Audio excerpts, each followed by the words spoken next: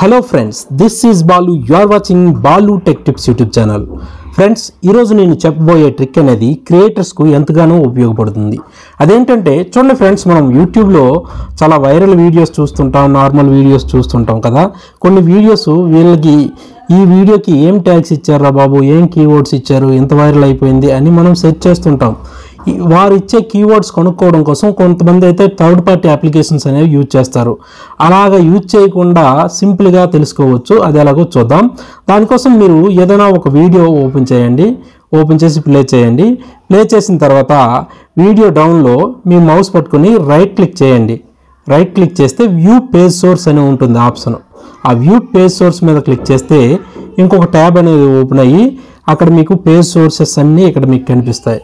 ఇందులో control F కొడితే find కొడతాం కదా, కంట్రోల్ F కొట్టండి. F కొట్టి అక్కడ సెర్చ్ బాక్స్లో కీవర్డ్స్ అని టైప్ చేసి సెర్చ్ చేయండి. కీవర్డ్స్ అని టైప్ చేసి, ఆల్రెడీ నేను కీవర్డ్స్ అని టైప్ చేసి అక్కడ చూపిస్తుంది.